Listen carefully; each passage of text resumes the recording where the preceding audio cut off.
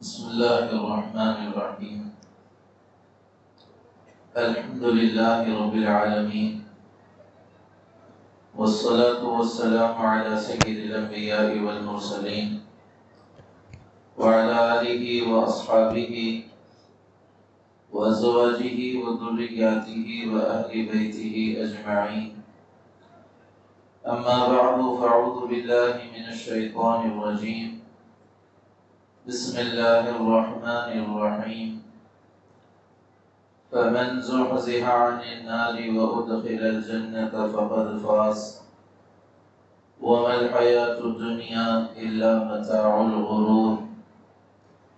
وقال النبي صلى الله عليه وسلم: أمرني ربي بتسع: خشية الله في السر والعلانية، كلمة العدل في الغضب والرضا، والقصد في الفقر والغنى، وأن أصل من قطعني، وأعطي من حرمني، وأعفو عمن ظلمني، وأن يكون نطقي ذكرا، وصمتي فكرا، ونذري عبرا، وآمر بالمعروف. وقال النبي صلى الله عليه وسلم: إن الله تعالى يباهي بالعبد الشاب للملائكة، يقول: انظروا إلى عبدي قد ترك شهوته من أجلي. وقال عليه الصلاة والسلام: إن الله يحب الشاب التائب، أو كما قال عليه الصلاة والسلام. میرے محترم دوستوں، عزیزوں، پیارے امت کے نونہالوں، اس دنیا میں انسان زندگی کی جب سوجھ بوجھ پر آتا ہے، کچھ سمجھنے، کچھ بولنے اور کچھ سمجھانے کی عمر میں پہنچتا ہے، تو ہر نوجوان ایک نشانہ اپنے لیے متعین کرتا ہے کہ مجھے وہاں تک پہنچنا ہے، مجھے یہاں تک جانا ہے۔ کسی سے پوچھو تمہارا ٹارگٹ اور ایم کیا ہے؟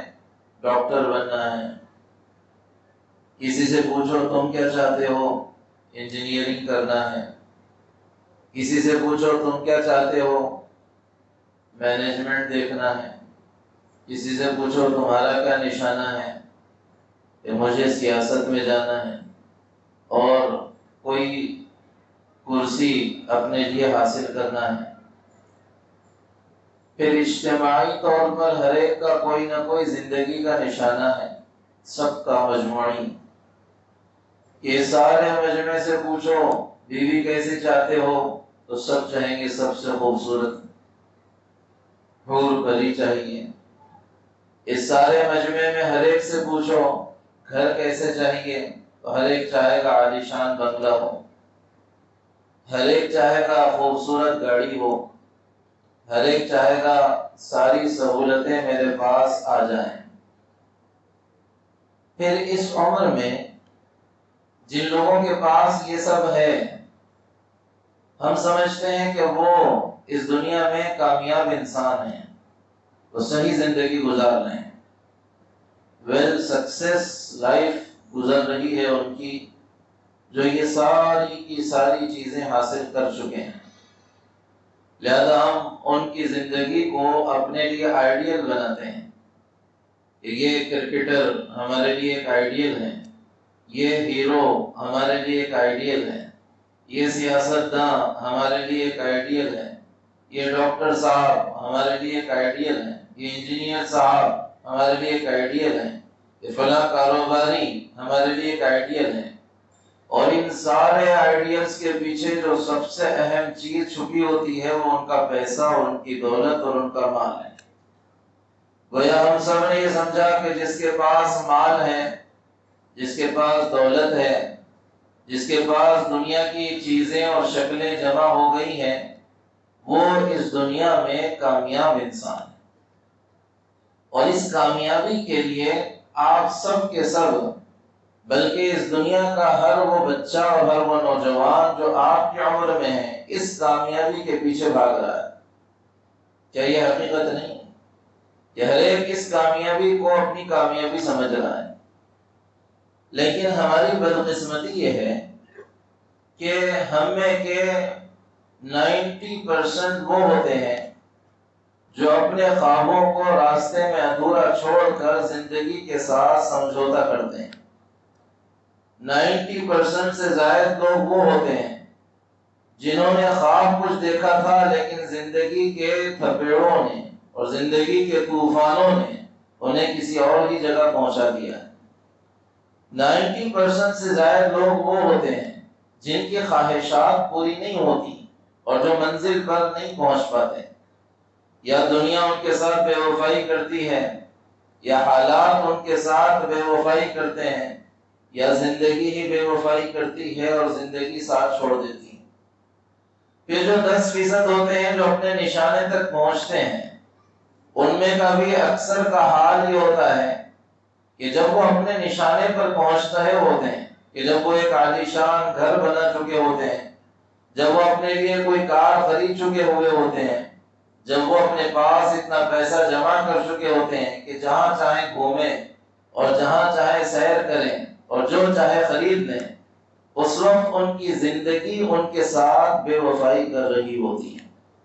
50 سال ایک گھر بنانے میں لگتے ہیں، اور جب اس گھر میں رہنے کا وقت آتا ہے تو زندگی کہتی ہے کہ اب ختم ہونے کا وقت آ گیا ہے۔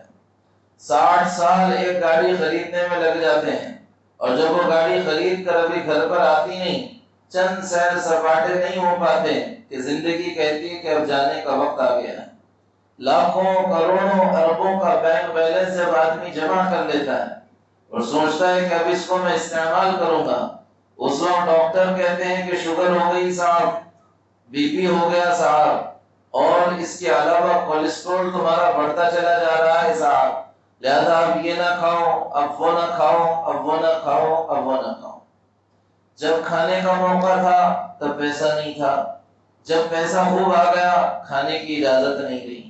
جب گھر میں جی رہنے کو چاہتا تھا اس وقت گھر سادہ تھا، جب گھر عالیشان بن گیا اس وقت آدمی باہر نکلنے کی کوشش میں لگا ہوا ہے۔ جب آدمی کے لیے گھومنے سیر کرنے کے موقع تھے اس وقت سیر کرنے اور گھومنے اور پکنک منانے اور ٹورز نکالنے کا چانس نہیں ملا، اور جب ٹور کرنے کی اور پکنک کرنے کی طاقت اس کے اندر آ گئی اس وقت اس کو ساتھ نہیں دیتا، اور اسی کشمکش میں ایک دن آتا ہے کہ موت کا فرشتہ آ کر کہتا ہے لِكُلٍّ أَجَلٌ مُّسَمًّى إِذَا جَاءَ أَجَلُهُمْ فَلَا يَسْتَأْخِرُونَ سَاعَةً وَلَا يَسْتَقْدِمُونَ۔ اللہ نے ہر ایک کا ایک وقت طے کر دیا ہوا ہے، جب وہ آتا ہے تو ایک گھڑی پیچھے اور ایک گھڑی آگے ہونے کی گنجائش نہیں رہتی۔ اب چلو واپس اس دنیا سے رخصتی کا وقت آ گیا ہے۔ میرے دوستوں، اس دنیا کی خدا کی قسم حقیقت یہی ہے، اس دنیا میں وہ شخص کبھی بھی کامیاب نہیں ہے جس نے دنیا جمع کر لی۔ اس دنیا میں کبھی بھی وہ شخص کامیاب نہیں ہے جس نے کوئی عہدہ اور کوئی کرسی حاصل کر لی۔ اس دنیا میں وہ شخص کبھی بھی کامیاب نہیں ہے جو سیر سپاٹے اور خوب پکنک یہاں مناتا ہو یا جس کی خواہشیں پوری ہو رہی ہوں، بلکہ اللہ تبارک و تعالیٰ کہہ رہے ہیں کہ ہم تمہیں بتاتے ہیں اصل کامیاب کون ہے۔ کیونکہ آپ کہو گے کہ مولانا جب یہ سارے لوگ کامیاب نہیں ہیں تو کامیاب کون ہے؟ یا اگر یہ کامیاب آپ نہیں کہہ رہے ہو تو کیوں ان کو آپ کامیاب نہیں کہہ رہے؟ میں ان کو اس لیے کامیاب نہیں کہہ رہا کہ یہ ہر کامیابی کے بعد اگلی ناکامی ان کا منہ کھول کر انتظار کر رہی ہوتی، اور ہر کامیابی کے بعد اگلی ناکامی ان کی رات کی نیند اڑائی ہوئی ہوتی ہے، اور ہر کامیابی کے بعد اگلی ناکامی ان کا چین تباہ کیے ہوئے ہوتی۔ اصل کامیاب کون ہے؟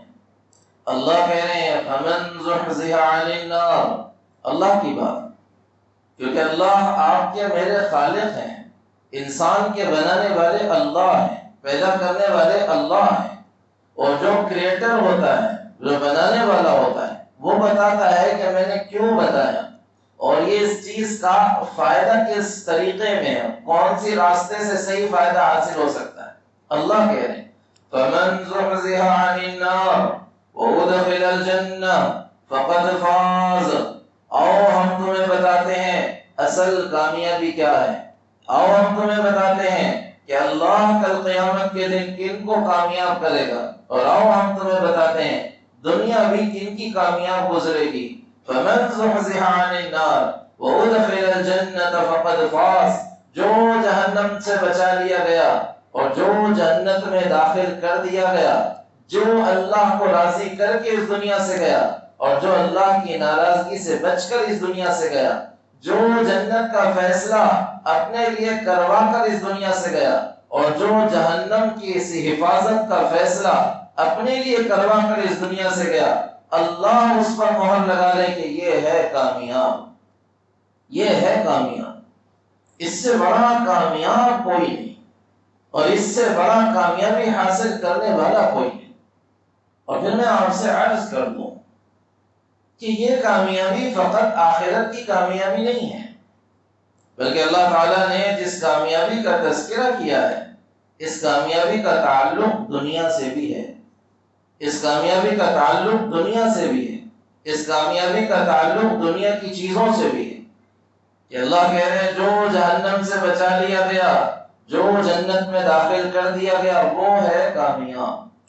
پھر آپ پڑھنے لکھنے والے نوجوان، ظاہر سی بات ہے فوراً سوال آئے گا کہ وہ کون سا راستہ ہے جس سے ایک آدمی جنت میں داخل ہو جاتا ہے اور کون سا راستہ ہے جس سے ایک آدمی جہنم سے بچ جاتا ہے، کون سے طریقے پر چلنے پر ایک آدمی جہنم سے بچے گا، کون سے راستے پہ چلنے پر ایک آدمی جنت میں داخل ہوگا۔ تو وہ ایک ہی راستہ ہے اور وہ ایک ہی طریقہ ہے اور وہ ایک ہی سڑک ہے جو سیدھے جنت تک انسان کو لے جاتی ہے۔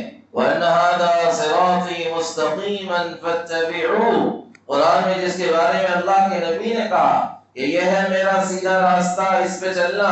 وَلَا تَتَّبِعُوا السُّبُلَ فَتَفَرَّقَ بِكُمْ عَنْ سَبِيلِهِ، ادھر ادھر کے راستوں میں جاؤ گے تو راستے سے بھٹک جاؤ۔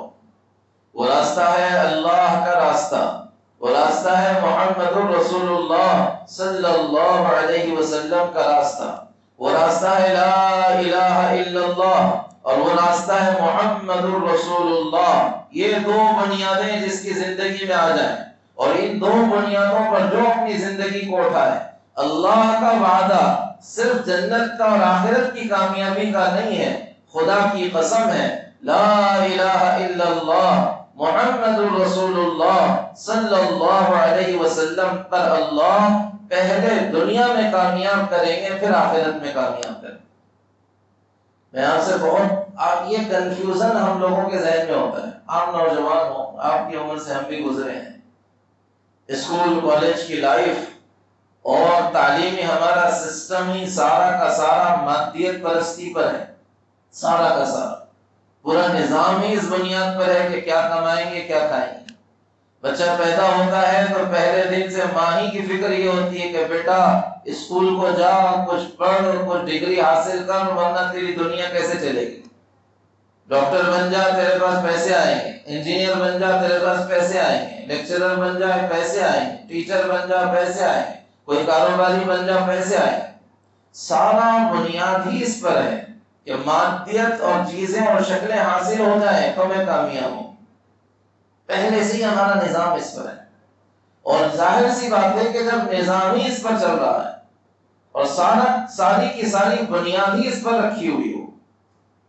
اقبال نے جسے کہا تھا، آپ مجھے کہیں گے کہ مولانا کی بات ہو جائے، اقبال تو اس لائن کے آدمی تھے، کالج، یونیورسٹی اور ان راستوں سے گزرے تھے جن راستوں میں گزرنے کی ہر نوجوان اسکول والا کوشش کرتا ہے، خواہش رکھتا ہے۔ کہاں لندن کی یونیورسٹیاں اور ان سارے نظام کو دیکھ کر آنے کے بعد کہا تھا، اور یہ اہل کلیسا کا نظام تعلیم، اور یہ اہل کلیسا کا نظام تعلیم، چرچ والوں کا نظام تعلیم ایک سازش ہے فقط دین و مروت کے خلاف۔ سازش ہے۔ تو میں ایک بات آپ سے عرض کر رہا تھا کہ ہم سب کے ذہنوں میں یہ بات فوراً آتی ہے کہ نماز آخرت بنے گی، روزہ جنت ملے گی، سچ جنت ہوگی، قرآن کی تلاوت جنت ملے گی، کوئی نیکی کا کام جنت ملے گی، 3 دن نکلنا جنت ملے گی، 1 دن جماعت میں جنت بنانے کے لیے۔ لیکن میں آپ سے ایک بات بہت کلیئر کرنا چاہتا ہوں، قرآن اور حدیث کی روشنی میں آپ سے عرض کرنا چاہتا ہوں کہ خدا کی قسم ہے، دین پر اللہ تعالیٰ نے جنت کا وعدہ بعد میں کیا ہے، دنیا کا وعدہ پہلے کیا ہے۔ یہ ایمان، اس پر اللہ پہلے دنیا بنائیں گے پھر جنت بنائیں گے۔ یہ نماز، اس کا فائدہ پہلے دنیا میں ملے گا پھر آخرت میں ملے گا۔ یہ روزہ، اس کا فائدہ پہلے دنیا میں ملے گا پھر آخرت میں ملے گا۔ یہ حج، اس کا فائدہ پہلے دنیا میں پھر آخرت میں۔ یہ سارا کا سارا دین اور سارا محمد صلی اللہ علیہ وسلم کا طریقہ، ان ساروں کا فائدہ پہلے دنیا میں پھر آخرت میں۔ حضور اکرم صلی اللہ علیہ وسلم نے پہلے دنیا کے وعدے امت سے کیے۔ عدی ابن ابی حاتم الطائی، حاتم طائی کا نام جو سنتے ہیں، ان کے بیٹے تھے عدی، وہ حضور کے پاس آئے۔ اللہ کے نبی صلی اللہ علیہ وسلم سیدھے سادھے، اور عدی سفیر تھے اپنے قوم کے، بڑے بڑے ملکوں میں جاتے تھے، وہاں کی شانہ ٹاٹ باٹ دیکھتے تھے۔ وہ ان کی بہن نے ان کو بھیجا کہ کہاں ان کے چکر میں تو پڑا ہے، جا محمد صلی اللہ علیہ وسلم کے پاس اور جا کر ان کی بات سن۔ تو وہ چل کر آئے مدینہ، اور ان کے ذہن میں تھا کہ مدینہ کچھ اس انداز کا ہوگا کہ ایک عالی شان محل ہوگا جس میں محمد صلی اللہ علیہ وسلم رہتے ہوں گے اور اطراف ان کے لوگ رہتے ہوں گے اور بہت شان اور ٹھاٹ باٹ ہوگی۔ لیکن جب وہ آئے تو انہوں نے کسی سے پوچھا کہ محمد صلی اللہ علیہ وسلم کدھر ہیں؟ کسی نے کہا وہ جو بیٹھے ہوئے گھر کے باہر چبوترے پہ، وہی ہمارے آقا محمد رسول اللہ صلی اللہ علیہ وسلم۔ تو میں آیا اور میں نے تعارف کرایا، اور اللہ کے نبی نے مجھے اپنے بازو اپنی چادر پہ بٹھایا۔ میں نے اسی وقت کہا، اپنے دل سے آواز میرے نکلی کہ یہ کوئی بادشاہ نہیں ہو سکتے، کیونکہ بادشاہ تو اپنے بازو بیٹھنے والے کا سر اڑا دیتے ہیں۔ انہوں نے مجھے بازو بٹھایا، اور پھر حضور مجھے دین سمجھانے لگے، اسلام بتانے لگے، اور میں ایسے مدینہ کو دیکھتا اور مدینہ کے آنے جانے والوں پہ ایسے نظر ڈالتا، تو کوئی ایک چادر میں، کوئی 2 چادر میں، چھوٹے چھوٹے مکانات، سیدھے سادھے مکانات، چھپر کے مکانات، اور سارا طرز معاشرت اور عام زندگی اور عام رہن سہن، کوئی مال دولت کی فراوانی نہیں، کوئی چیز دنیا کی زیب و زینت لائن کی کوئی چیز موجود نہیں۔ میرے کو محسوس کیا حضور اکرم صلی اللہ علیہ وسلم نے، تو کہا عدی میں بولوں تیرے دل میں کیا چل رہا ہے؟ سننا، بہت اہم بات میں آپ سے عرض کر رہا ہوں۔ علی میں تجھے بتاؤں کہ تیرے دل میں کیا چل رہا ہے اور کیوں تو اسلام لانے میں آگے پیچھے ہو رہا ہے؟ جگہ کا بتائیں کیا ہے میرے دل میں؟ کہا تو کہہ رہا ہے انما اتبعہ ضعفۃ من الناس ولا قدرۃ لهم، میں ان کی اتباع کروں گا تو ان کے پیچھے تو کچھ ہے ہی نہیں، نہ مال، نہ دولت، نہ خزانے، نہ سونا، نہ چاندی، نہ بہترین عالیشان مکانات، اور ان کے ماننے والے بھی کمزور جیسے نظر آ رہے ہیں۔ ان کے پیچھے چلوں گا تو میرا فائدہ کیا ہوگا؟ تو کہنے لگے خدا کی قسم یہی بات ہے، سیاسی آدمی ہو تو سیاسی سوچ رکھ رہا ہوں، ان کے پیچھے میرا کیا فائدہ ہو؟ کسرا کے پیچھے جاؤں گا تو وہ تو شاندار پرشین امپائر، بڑی سب سے بڑی طاقت ہے۔ میں روم کے پیچھے جاؤں گا تو رومن امپائر سب سے بڑی طاقت ہے، اور ان دونوں سے ٹکر لے کر محمد صلی اللہ علیہ وسلم کے ساتھ میں آؤں گا تو میرا فائدہ کیا ہوگا؟ اب آپ سنیں کہ ایک لفظ میں آپ سے سنانا چاہتا ہوں۔ اللہ کے نبی صلی اللہ علیہ وسلم نے کہا کہ اگر تیری یہی بات ہے اور تیرے دل میں یہی خیال ہے تو اے علی سن، لتفتحن کسرا کنوز کسرا، ایک وقت آئے گا پرشین امپائر میری امت توڑے گی۔ تو کہنے لگے میں چونک گیا کہ کون سے پرشین امپائر کی آپ بات کر رہے ہیں؟ کوئی غریب کا چھوٹا موٹا ہے یا سپر پاور طاقت جو عراق سے چل کر ایران اور افغانستان اور ہندوستان کا ایک بڑا حصہ لے کر چائنا تک اپنی طاقت کو پھیلایا ہوا تھا؟ اتنی بڑی طاقت کے بارے میں آپ کہہ رہے ہیں کہ وہ ٹوٹے گا اور آپ کے لوگ توڑیں گے، آپ کی امت توڑے گی؟ اللہ کے نبی صلی اللہ علیہ وسلم نے کہا ہاں کسری بن ہرمز، میں اسی پرشین امپائر کی بات کر رہا ہوں، اس کو میری امت فتح کرے گی۔ اور یاد رکھنا علی، وہ وقت جب آئے گا تو کسریٰ کے وائٹ ہاؤس پر اسلام کی فتح کا جو جھنڈا گاڑیں گے ان میں تو بھی ایک ہوگا، تو بھی ایک ہوگا۔ اور اے علی یاد رکھنا، امن و امان، لا اینڈ آرڈر اور چین و سکون کا حال ہی ہوگا کہ ایک خاتون یمن کے دارالحکومت صنعاء سے ہیرے جواہرات پہن کر تنہا چلے گی اور وہ چلتے ہوئے مکہ اور مدینہ ہو کر آئے گی، اور مکہ اور مدینہ ہو کر واپس یمن کو جائے گی۔ اس پورے راستے میں کوئی ایک نگاہ ایسی نہیں ہوگی جو اس کے سونے کو دیکھے، اور کوئی ایک نگاہ ایسی نہیں ہوگی جو اس عورت کے حسن کو دیکھے۔ ایسا امن و امان ہوگا۔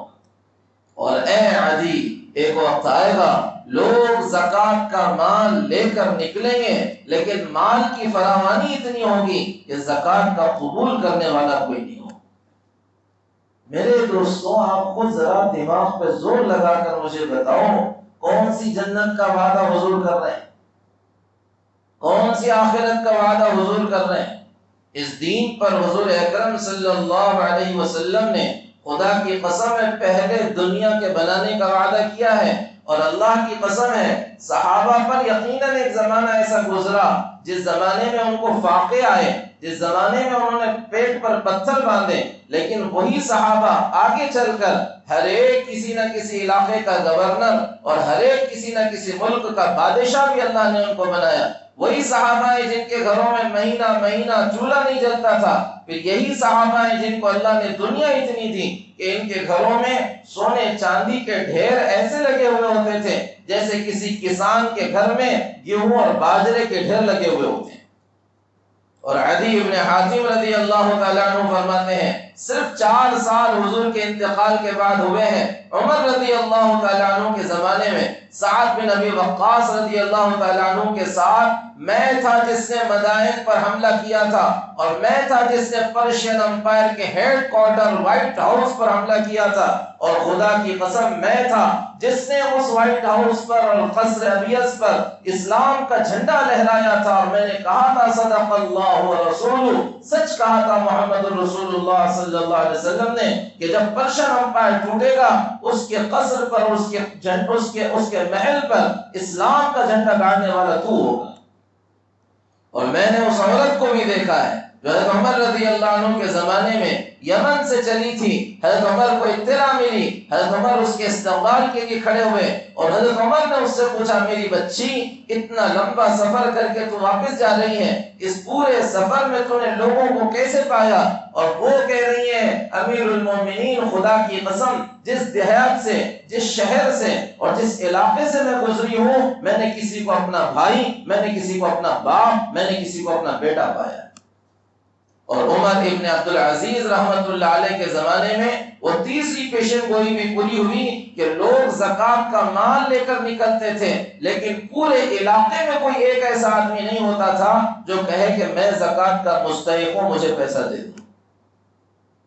اپنے ذہن سے سب سے پہلے یہ سوچ نکالو، سب سے پہلے کہ دین آخرت کے لیے اور دنیا کے لیے میری دنیا داری، خدا کی قسم ہے دین دنیا کے لیے پہلے ہے، دین پر آنا دنیا کے لیے پہلے ہے۔ ایک آدمی بتاؤ، ایک آدمی 1400 سالہ پوری اسلامی تاریخ میں ایک نوجوان بتاؤ آپ کے ساتھ پڑھنے لکھنے والا جو صحیح دین پہ چل رہا ہو اور اللہ نے اس کی دنیا تباہ کی ہو، ایک بتاؤ۔ یہ تو اللہ کا وعدہ ہے کہ اللہ تعالیٰ دین پر سب سے پہلے دنیا دیں گے، دنیا کی شکلیں اس کے سامنے جھکائیں گے، دنیا کی طاقتیں اس کے سامنے جھکائیں گے، دنیا کی حکومتیں اس کے سامنے جھکائیں گے، دنیا میں اس کا رعب، دنیا میں اس کا دبدبہ، دنیا میں اس کا اثر، دنیا میں اس کا رسوخ، یہ آواز نکالے گا تو اس کے سننے والے ہزار ہوں گے، اور اگر یہ دین کے بغیر اپنی دنیا میں چلے گا تو یہ آواز نکالے گا، اس کی آواز صدا بصحرا، جیسے کوئی جنگل میں چیخ رہا دیوانہ، ایسے اس کی صورتحال بن جائے گی۔ تو میں نے ایک بات آپ سے عرض کی ہے، شروع کی ہے بات وہیں سے کہ اللہ کہہ رہے ہیں کامیاب کون؟ اور میں نے اس بات کو ضمن تذکرے میں اس لیے لایا کہ یہ کنفیوژن ختم ہو، ذہن سے یہ نکلے کہ دین پر آنے پر دنیا لٹے گی۔ نہیں نہیں، خدا کی قسم، دین پہ آنے والوں کی دنیا سب سے پہلے بنتی ہے، سب سے پہلے۔ اصل کامیابی اللہ نے طے کی ہے کہ وہ ہے لا الہ الا اللہ محمد رسول اللہ صلی اللہ علیہ وسلم۔ اس پر آؤ، لا الہ الا اللہ پہلی شرط ہے کامیابی کے لیے، محمد رسول اللہ دوسری شرط ہے کامیابی کے لیے۔ لا الہ الا اللہ، ایک اللہ کے یقین پر، ایک اللہ کے ایمان پر، اور ایک اللہ کے اللہ سے ہونے کے یقین پر ایک انسان اپنی زندگی کو اٹھائے۔ لا الہ الا اللہ ایک کلمہ نہیں ہے جو فقط زبان سے ادا کر دیا جائے، ایک جملہ نہیں ہے جس کو پڑھ کر چھوڑ دیا جائے، ایک فقرہ نہیں ہے جو مکتب میں یاد کر کے استاذ کو سنا کر چھٹی کر لی جائے، بلکہ لا الہ الا اللہ ایک یقین ہے، ایک ایمان ہے، ایک قانون ہے، ایک اندر کی کیفیت ہے، اور ایک دل اور دماغ کی سوچ اور وجدان کی کیفیتوں کا حال ہے، جس میں ایک بندہ ہر چیز کی نفی کرتے ہوئے کہتا ہے لا الہ، اس پوری کائنات میں کسی سے کچھ نہیں ہوتا، اس پوری کائنات میں کسی کے پاس طاقت و قوت نہیں ہے، اس پوری کائنات میں کسی کے پاس پاور نہیں ہے الا اللہ، سوائے اللہ کے۔ اس پوری کائنات میں کرتا دھرتا ایک اللہ کی ذات ہے، اس پوری کائنات میں ایک رب ہے جنہوں نے اس پورے نظام کو بنایا بھی، جنہوں نے اس پورے نظام کو چلایا بھی، اور جو اس پورے نظام کو چلا بھی رہے ہیں، اور جو اس پورے نظام کو چلائیں گے بھی، اور ایک دن آئے گا جس دن یہ پورے نظام کو تباہ کر کے قیامت بھی قائم کریں گے۔ وہ اللہ نہ سوتے ہیں، وہ اللہ نہ اونگتے ہیں، نہ ان کی طاقتوں میں کوئی کمی ہے، نہ ان کی بادشاہت میں کوئی کمی ہے، وہ اپنی ذات میں تنہا ہے۔ قل هو اللہ احد، کہو وہ اللہ ایک ہے، اس کا کوئی دوسرا نہیں ہے۔ لو کان فیہما آلہۃ الا اللہ لفسدتا، ذرا دماغ سے بھی غور کرو، اگر اس کائنات کا ایک کے علاوہ زیادہ خدا ہوتے تو کب کہ یہ کائنات تباہ ہو چکی ہوتی۔ ایک گاڑی کے دو ڈرائیور ہو جائیں، ایکسیڈنٹ ہونا یقینی ہے۔ ایک گھر میں دو لوگ بولنا شروع کر دیں، گھر کا ٹوٹ جانا یقینی ہے۔ ایک لیکچر روم میں دو ٹیچر ایک ساتھ پڑھانا شروع کر دیں، طلباء کا اور اسٹوڈنٹس کا پاگل بننا یقینی ہے۔ ایک اسکول میں دو ہیڈ ماسٹر ہو جائیں، اسکول تباہ ہونا ضروری ہے اور یقینی ہے۔ اور ایک گھر کے اندر دو لوگ ذمہ دار ہو جائیں، سارے گھر کا نظام تہس نہس ہونا ضروری ہے۔ اس پوری کائنات میں اللہ کے ساتھ کوئی اور ہوتا تو یہ کائنات کب کی تباہ ہو چکی ہوتی۔ قل هو اللہ احد، کہو وہ اکیلا ہے، اللہ الصمد، بے نیاز ہے تمہارے سجدوں کی، تمہاری عبادتوں کی، تمہارے روزوں کی، تمہارے زکوٰۃ کی، تمہارے فطروں کی، تمہارے ذکر کی، تمہاری تلاوت کی، اس اللہ کو کوئی ضرورت نہیں، وہ بے نیاز ہے۔ اطت السماء وحق لها ان تحط، بخاری میں روایت ہے حضور کہہ رہے ہیں آسمان چرچراتا ہے اور حق ہے کہ وہ چرچرائے۔ حضور کیوں چرچراتا ہے کہ پورے آسمان میں ایک بالش بھر کی زمین اتنی جگہ باقی، اتنی جگہ نہیں ہے، ایک بالش بھر بھی جگہ ایسی خالی نہیں ہے جس میں کوئی فرشتہ اللہ کے سامنے سجدہ رکھ کر اسے سجدہ نہ کر رہا ہو۔ آپ کے میرے سجدوں کی کیا حیثیت؟ وہ ایک اللہ، وہ اپنی ذات میں تنہا، اس پوری کائنات کے نظام کے بنانے والے، اس پوری کائنات کے نظام کے چلانے والے۔ یہ نظام خود نہیں چلا، یہ نظام خود بخود نہیں چل پایا۔ کوئی بگ بینگ ایسا نہیں ہے جس کے پیچھے اس کا کرنے والا نہ ہو۔ آپ مجھے خود بتائیں، ذرا عقل کو دوڑائیں کہ کہاں کہیں دھماکوں پر تعمیر ہوتی ہے کہ دھماکوں پر تخریب ہوتی ہے؟ دھماکے تو تباہ کرنے کے لیے ہوتے ہیں۔ یہ کیا تصور ہے دنیا کا کہ ایک دھماکے سے پوری دنیا بن گئی؟ یقیناً اگر ایک دھماکے سے یہ دنیا بنی ہے تو وہ دھماکہ خود نہیں ہوا، وہ دھماکہ کرنے والی ایک ذات ہے۔ اس دھماکے کے پیچھے ایک ذات ہے جس نے اس دھماکے کو کروا کر اتنا خوبصورت یہ نظام، اتنی خوبصورت یہ گیلیکسیز، اتنا خوبصورت یہ کلسٹرز اور اتنا خوبصورت یہ کہکشاؤں کا نظام قائم کر دیا اور اتنی خوبصورت یہ زمین قائم کر ڈالی۔ خدا کی قسم اس پوری کائنات کے پیچھے وہ اکیلی ذات ہے جو اس نظام کو چلا رہی ہے۔ یہ خود نہیں چل رہا، خود نہیں چل رہا۔ کوئی گریویٹی اور گریویٹی فورس کہ صاحب یہ تمہارے میرے دماغ کے ایسے اوبش باتیں ہیں جن کے پیچھے کوئی حقیقت نہیں، ایسی باتیں۔ ایک صاحب جینٹل مین چلے گئے ایسے ہی کسی دیہاتی کے پاس اور سیدھے سادے آدمی کے پاس، اور جا کر کہنے لگے دنیا کیسے چل رہی ہے؟ وہ کہنے لگا اللہ چلا رہے ہیں۔ کہ نہیں کوئی اللہ نہیں ہے۔ پھر کہا پھر تو ورلڈ کیسے چل رہی ہے؟ کہا گریویٹی ہے۔ یہ کیا ہوتا ہے بھائی گریویٹی؟ اور گریویٹی کون سی بلا ہے؟ کہ ایک کشش ثقل ہے۔ کہ ایک کشش ثقل اب کیا ہوتا ہے کہ ایک چیز دوسری چیز کو کھینچ رہی ہے، اس لیے یہ چل رہی ہے۔ بھائی یہ کیا باتیں کر رہا ہے، کو سمجھ میں نہیں آ رہا۔ ہم کو تو ایک بات سمجھ میں آتی ہے، اس نظام کا چلانے والا اللہ ہے۔ وہ کہہ رہے ہیں نہیں گریویٹی ہے۔ وہ سیدھا سادہ آدمی وہ کہہ رہے ہیں مجھے نہیں سمجھ میں آ رہی تیری گریویٹی اور تیرا کشش ثقل۔ وہ کہنے لگا کیسے؟ کہا کہ یہ ایک چیز دوسری چیز کو کھینچتی ہے تب یہ کائنات چل رہی ہے۔ وہ جب اس کو سمجھ میں آیا کہ یہ ایسے نہیں مانے گا تو دیہاتی نے اپنا ڈنڈا اٹھایا اور مارنا شروع کر دیا۔ یعنی مار کیوں رہا ہے بھائی مجھے؟ کہا گریویٹی ہے، تیری پیٹھ میرے ڈنڈے کو کھینچ رہی ہے۔ کیا کہہ رہے ہیں؟ تیری پیٹھ میرا ڈنڈا کھینچ رہی ہے، میں تھوڑی مار رہا ہوں، خود یہ ڈنڈا چل رہا ہے۔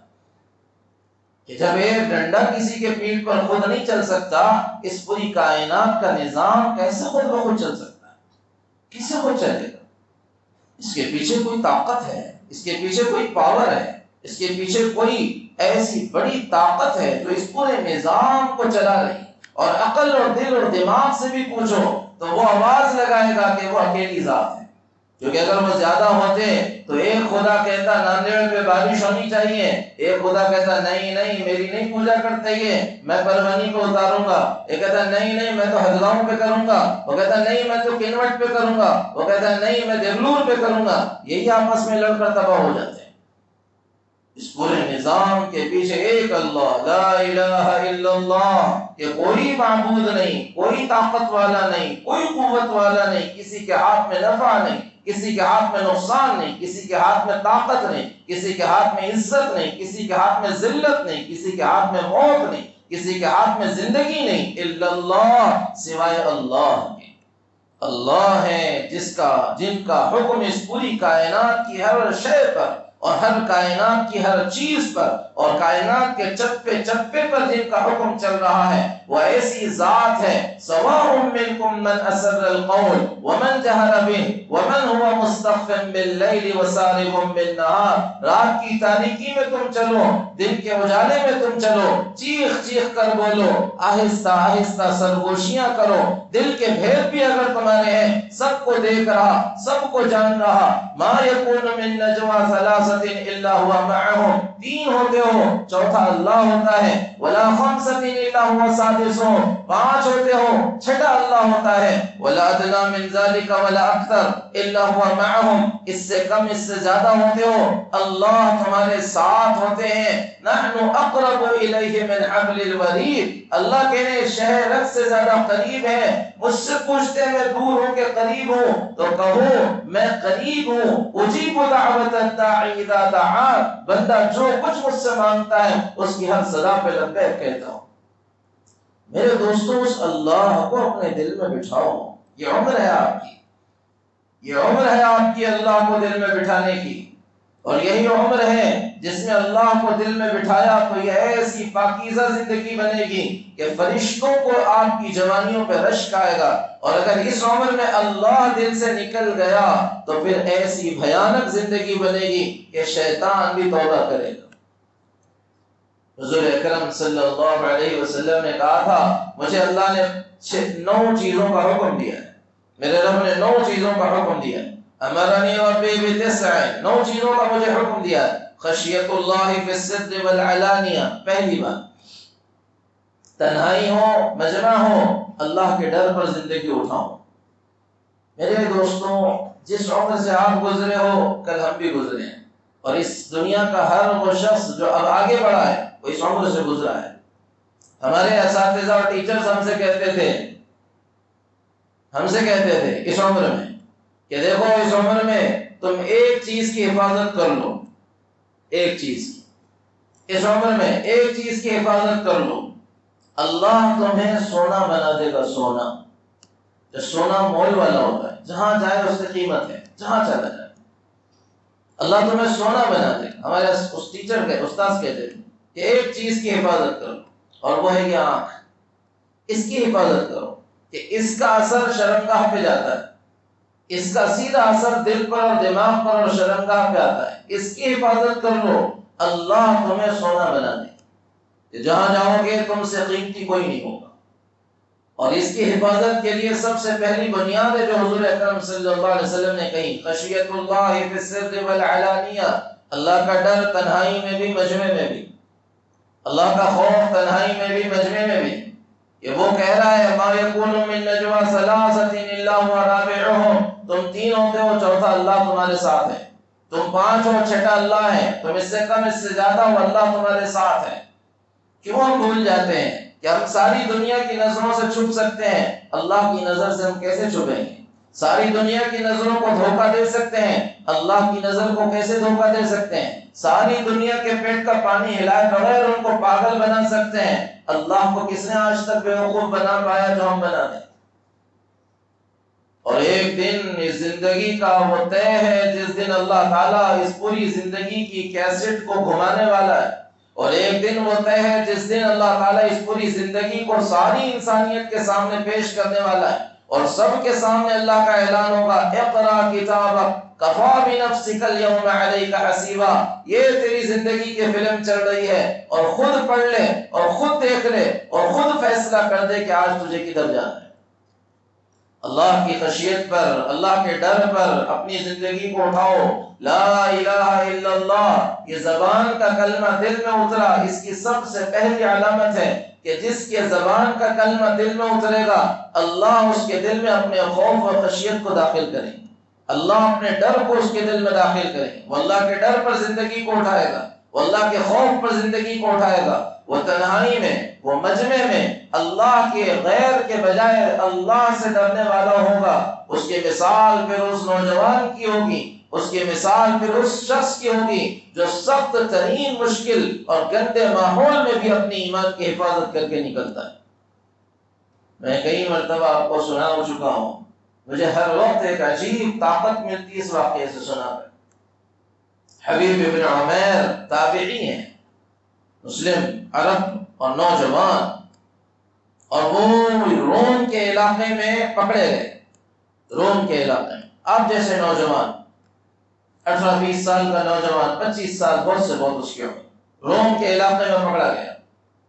اس کے 10 ساتھی اور 10 کے 10 کو بادشاہ نے ایسے سامنے کھڑے کیا، ایک کو مارا، دو کو مارا، تین کو مارا، 4 5 6 7 8 9، اور ہر ایک کو ذبح کرتے وقت کہتا دین سے پھرو، وہ کہتے ایک جان ہے، 10 ہوتی ہیں ہم اپنے دین کے لیے قربان کر دیتے، 10 ہوتی ہیں ہم اپنے دین کے لیے قربان کر دیتے۔ آخر میں یہ بچا، کسی نے اس کی مشورہ دیا اس کو بھی مار دے گا تو لوگوں کے ذہن میں میسج جائے گا کہ یہ نوجوان ہو کر اپنے دین میں کتنے پختہ ہیں، ان کے دین کے بارے میں سوچنا چاہیے۔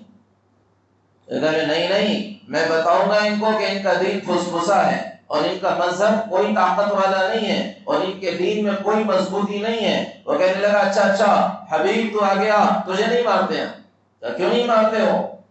کہا نہیں، ہم تیرے سامنے ایک پیشکش رکھتے ہیں۔ کہا کیا پیشکش ہے؟ وہ کہنے لگا کہ ہم یہ پیشکش کرتے ہیں تیرے سامنے کہ ہم تجھے اپنی بادشاہت کا آدھا حصہ دے دیں گے، بس ایک شرط ہے تو اپنے دین سے ہٹ جا۔ آدھی مملکت، او نوجوانوں، آدھی مملکت اپنی دینے کے لیے وہ تیار ہے، آدھی بادشاہت اپنی دینے کے لیے وہ تیار ہے، اور ایک شرط رکھ رہا ہے دین سے ہٹ جا، آدھی بادشاہت دے دوں۔ کیا آپ اپنے کالجز میں، کیا آپ اپنے نکڑ چوراستوں میں نہیں دیکھ رہے؟ تو ضرورت تو دور کی بات ہے، خواہشات کے لیے آج کا مسلمان لڑکا اور خواہشات کے لیے آج کی مسلمان لڑکی اپنے دین کا سودا نہیں کر رہی، خواہشات کو پورا کرنے کے۔ اسٹیٹس اور لائف کا اسٹیٹس لیول رکھنے کے لیے کیا کچھ بے حیائیوں کے راستے سے نہیں گزر رہا ایک مسلمان اور ایک نوجوان اور ایک نوجوان لڑکی، کس سطح پر زندگی جا رہا ہے. اور وہاں پوری کی پوری پیشکش ہے کہ اگر تو اپنے دین سے ہٹتا ہے تو آدھی حکومت ہم تیرے نام کریں. وہ کہہ رہے ہیں تو آدھی حکومت کی بات کر رہا ہے، آدھی حکومت کی بات کر رہا ہے، خدا کی قسم ہے ساری دنیا بھی ایمان اور اسلام کے مقابلے میں میرے سامنے لائے گا تو ٹھوکر ماروں گا اپنے جوتے سے اسے. تو بادشاہ کہنے لگا جو شخص مال کے چکر میں نہیں پھنستا، جو شخص مال کی لالچ میں نہیں اڑتا، اور جو شخص مال کے لالچ میں آ کر اپنا سودا نہیں کرتا اور اپنا بھاؤ نہیں لگاتا، اس کے لیے سب سے خطرناک حربہ ہے کہ وہ عورت اور وہ لڑکی کے چکر میں ضرور جاتا ہے. تو میں لگا اس کو بھیج دو ابھی جیل کو، بھیج دیے جیل کو. اور بادشاہ وہاں سے اٹھا اور اپنی بچی کے پاس گیا، خود کی بیٹی. روم کا حسن ویسے ہی مشہور ہے، روم کا آج بھی حسن مشہور ہے. سارا یہ علاقہ خوبصورت، سفید چمڑی کا علاقہ، خوبصورت علاقہ. وہ اپنی بیٹی کو بلا رہا ہے، وہ بیٹی شہزادی، وہ بیٹی ایک کام ہے تیرے ذمہ. میں کہنا ابا کیا کام ہے؟ ایک عرب نوجوان ہے، وہ 80 سال کا بوڑھا نہیں ہے، کوئی تم جیسا نوجوان ہے.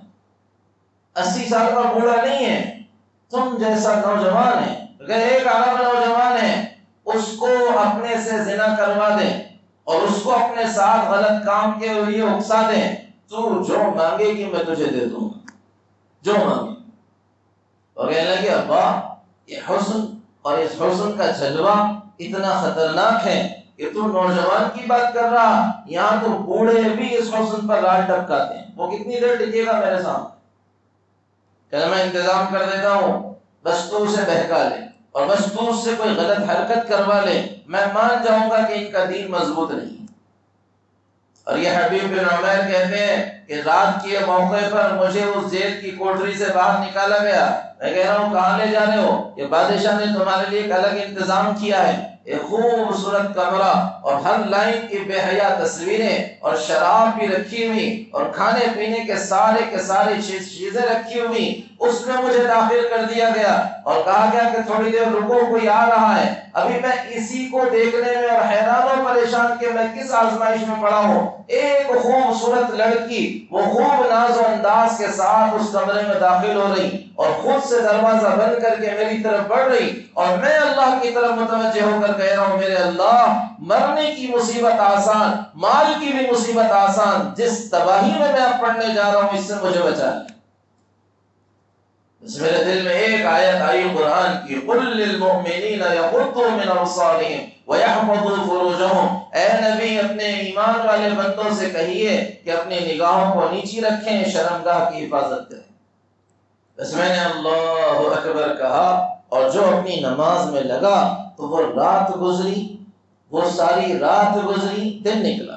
سوچو، ساری رات گزری، دن نکلا، اور دن گزر کر دوسری رات آئی اور پھر دوسری رات گزری، دوسرا دن نکلا، دوسرا دن گزر کر تیسری رات آئی اور تیسری رات گزری اور تیسرا دن نکلا، اور تیسرے دن کی دوپہر کے وقت اس کمرے کا دروازہ کھلا اور وہ باپ جو انتظار میں کھڑا ہوا کہ اس نے اس نوجوان مسلمان کے ایمان کا پتہ نہیں کیا حال کیا ہوگا، اور 3 راتوں کے گزرنے کے بعد تو اس کے ایمان کا جنازہ بھی نکل چکا ہوگا، وہ خوشی خوشی دوڑتا ہوا آ رہا اور وہ بچی کی طرف لپک رہا اور بیٹی سے کہہ رہا بیٹی کام کر دیا تو نے اور لگا دیا اس کے ایمان کو ٹھکانے.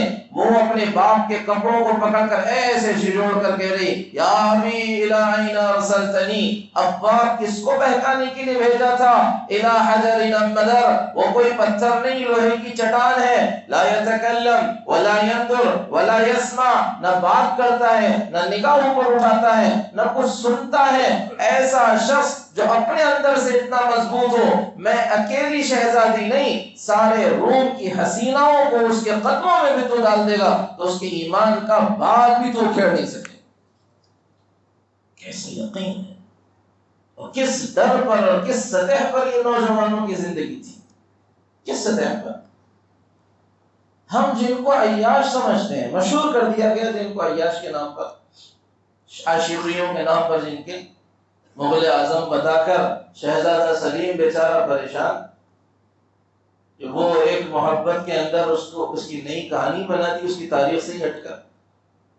وہ شہزادہ سلیم جہانگیر، یہ جو جہانگیر تھا، یہ جو جہانگیر، اس کی محبت ضرور تھی نور جہاں، بیوی تھی لیکن وہ باہر کی محبت نہیں تھی، چلتا رستہ پہ کو عاشق نہیں تھا. وہ خود کی بیوی سے محبت کرتا تھا، جائز بھی ہے خود کی بیوی سے محبت کرنا، اس کی اپنی بیوی سے محبت کرتا تھا. اس کی داستان مشہور ہو گئی کہاں سے کہاں تک پتہ نہیں.